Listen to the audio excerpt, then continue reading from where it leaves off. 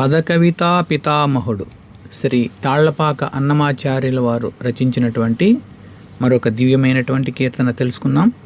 తిరుమలగిరిరాయ దేవరాహుత్తరాయ సురత భిన్నానరాయ సుగుణకోనేటిరాయ. తిరుమల కొండలకు ప్రభు అయినటువంటి ఓ శ్రీ వెంకటేశ్వర, దేవతలకు అందరికీ కూడా నాయకుడా, మిక్కిలి నేర్పరివి, విలాసవంతుడివి మరియు మంచి సుగుణాలు కలిగినటువంటి వాడా, అనేక పుణ్యతీర్థాలన్నీ కలిసి ఒక చోటగా పుష్కరిణిగా ఏర్పడినటువంటి ఆ కోనేరు కలిగిన వాడా, కోనేటిరాయ, నీకు జయము జయము.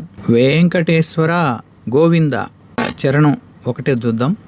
సిరుల సింగారరాయ చెలువపు తిమ్మరాయ సరస వైభవరాయ సకల వినోదరాయ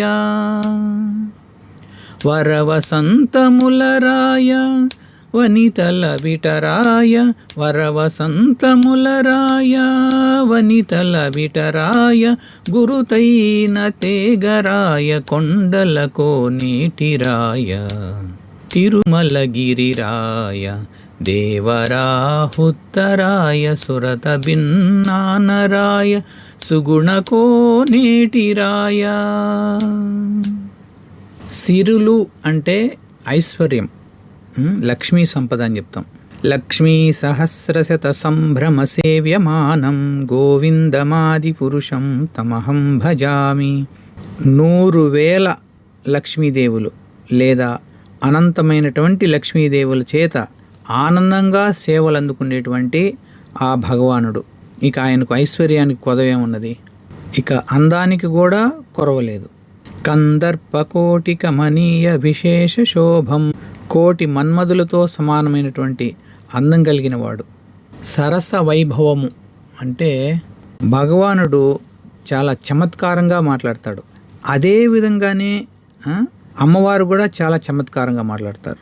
ఇద్దరి మధ్య ఆ సంభాషణ కానీ మనం వింటే పరమానందం కలుగుతుంది అనమాట. అంత ఎక్సలెంట్గా ఒకరికొకరు మాట్లాడుకుంటూ ఉంటారనమాట, చలోక్తులు వేసుకుంటారు. సరస వైభవరాయ, ఐశ్వర్యము, అందము, చమత్కారము అన్నీ కలిగిన దానివల్ల ఆయనకు సకల వినోదాలు కలిగిన వాడు.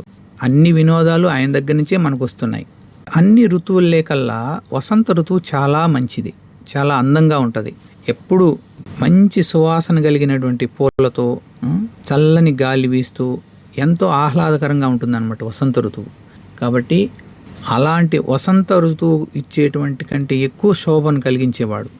గోపికల యొక్క మనసును చూరగొన్నవాడు, గోపికల యొక్క ప్రేమకు పాత్రుడైనటువంటి వాడు, గోపికా ప్రియుడు, గోపికా రమణుడు. గోపికా రమణ గోవింద గోవింద అంటాం కదా. గొప్ప త్యాగం కలిగిన వాడు. భగవంతుడు తన భక్తుల కోసం ఏమి వదులుకోవడానికైనా సిద్ధపడతా ఉంటాడు. అంత భక్త ప్రియుడు అనమాట, భక్తవత్సలుడు. గొప్ప త్యాగం కలిగిన వాడు. ఏమడిగినా ఇచ్చేస్తాడు అంతే. హరిబోల్. ఎవరైనా ఆయనే 7 కొండల మీద వెలిసినటువంటి కొండల కోనేటి రాయుడు. ఆయనకు, ఆ వెంకటేశ్వర భగవానుడికి జయము జయము. ఇక చరణం 2. గొల్లెతల ఉద్దండరాయ గోపాల కృష్ణరాయ చల్లువెద జానరాయ చల్లబరిమళరాయ చెల్లుబడి ధర్మరాయ చెప్పరాని వలరాయ చెల్లుబడి ధర్మరాయ చెప్పరాని వలరాయ కొల్లలైన భోగరాయ కొండలకో నీటిరాయ తిరుమలగిరిరాయ దేవరాహుత్తరాయ సురత భిన్నానరాయ సుగుణకోనేటిరాయ తిరుమలగిరిరాయ. గోపికలను ఉద్ధరించినవాడు, గోపికల హృదయాలను గెలుచుకున్నవాడు. ఆయనే గోవులను గాచినటువంటి గోపాలకృష్ణుడు. ఈ సృష్టిలో ఉన్న జీవులందరికీ దివ్య జ్ఞానాన్ని అందించేవాడివి, దయా సాగరుడవు. అంటే దయా అనేటువంటి అమృతాన్ని వెదజల్లేటువంటి నేర్పరివి, చల్లని పరిమళాలు వెదజల్లేటువంటి సుగంధమూర్తివి.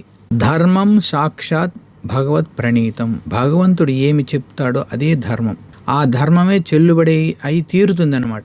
కాబట్టి ఈ సృష్టిలో ధర్మం అనే దాన్ని స్థాపించి దాన్ని అమలు పరిచేవాడివి, ధర్మానికే అధిపతివి, మాటలలో వర్ణించలేనటువంటి అంత అందం కలిగిన వాడివి. అందుకే కదా కందర్పకోటి కమనీయ విశేష శోభం, కోటి మన్మధుల కంటే ఇంకా ఎక్కువ అందం కలిగిన వాడు. అందువల్ల ఒకసారి భగవంతుడిని చూస్తే మోహంలో పడాల్సిందే. ఒకసారి మన్మధుడు నారద మహర్షి దగ్గరికి వెళ్తాడు. ఆయన మీద పుష్పబాణం వేయబోతే, ఆగు నా మీద వేసే కంటే కింద చూడు ఒక ఆయన కూర్చో ఉన్నాడు, ఆయన చుట్టూ గోపికలు కూడా కొంతమంది కూర్చో ఉండారు, ఆయన మీద కానీ వేస్తే నీ ప్రతిభ కూడా బాగా ఉంటుంది, సన్యాసి మీద వేయడం ఎందుకు, చూడండి అంటే వెరీ గుడ్ అనేసి ఆయన వెళ్తాడు కిందికి. వెళ్ళేసి చిన్నగా వెనక నుంచి తీసుకొని పోయి ఆ చెట్టు కింద కూర్చో ఉంటాడు, చుట్టూ గోపికలు కూర్చో ఉంటాడు. కృష్ణబాబు వాడు మధ్యలో అక్కడ చెట్టు దగ్గర కూర్చో ఉంటే చెట్టు మొదల దగ్గర ఈయన వెనక నుంచి చిన్నగా చెట్టు పైకి ఎక్కుతాడు. ఎక్కేసి ఆ బాణం తీసుకొని ఇంకా కృష్ణుడి మీద వెయ్యాలని బాగా లాగుతాడు బాణం. ఇంకా వదిలే ముందర కృష్ణవాడు ఒకసారి పైకి అలా క్రీగంట చూస్తాడు అనమాట పైకి. ఎప్పుడైతే మన్మధుడిని కింద నుంచి చూశాడో ఆ భగవంతుడి యొక్క దివ్యమంగళ స్వరూపాన్ని చూస్తానే మన్మధుడే మోహం చెందిపోయి అక్కడి నుంచి పడిపోతాడు దమ్మని. ఏమైందంటే ఇంకా అంతే, ఏమైంది అది మోహంలోకి పడిపోయాడనమాట. అందువల్ల మన్మధుడిని మోహంలో పడేసేటువంటి అంత అందం కలిగిన వాడివి, మాటల్లో చెప్పలేమన్నమాట అంత అందం. సృష్టి మొత్తాన్ని ఆకర్షిస్తాడనమాట భగవంతుడు. ఇక ఆయన భోగభాగ్యాల గురించి మనము మాటల్లో చెప్పలేం, అంత వైభవం కలిగిన వాడు. అంత వైభవం కలిగి ఉన్నప్పటికీ కూడా అంత కరుణామయుడు. ఎవరైనా ఆ 7 కొండల మీద వెలిసినటువంటి ఆ శ్రీ వెంకటేశ్వర భగవానుడికి, ఆ గోవిందుడికి జయము జయము. ఇక 3వ చరణం.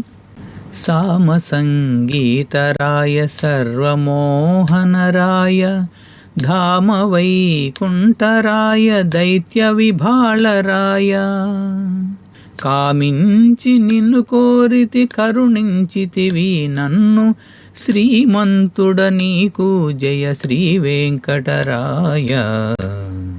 కామించి నిన్ను కోరితి కరుణించితివి నన్ను శ్రీమంతుడ నీకు జయ శ్రీ వెంకటరాయ.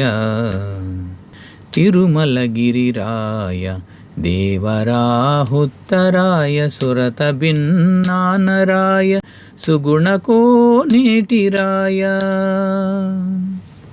భగవంతుడు భగవద్గీతలో వేదానాం సామవేదోస్మి అంటాడు విభూతి యోగంలో. కాబట్టి ఆయనకు సంగీతం అంటే అంత ఇష్టం.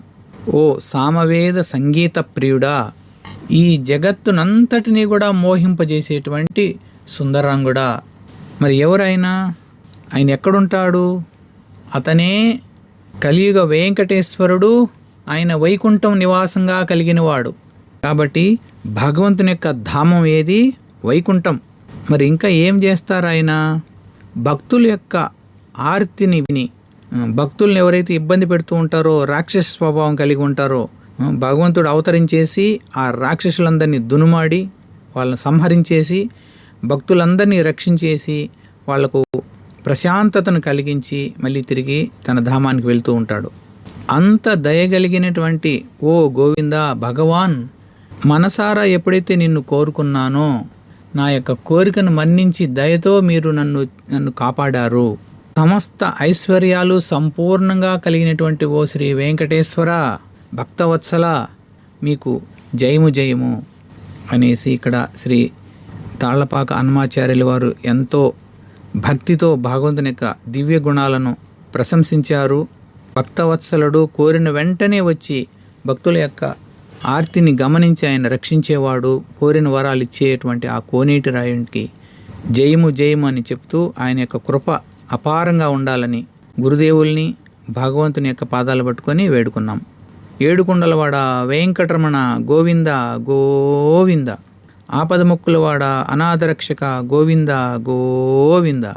ఓం నమో వెంకటేశాయ. జగద్గురు శ్రీల ప్రభుపాదకి జై.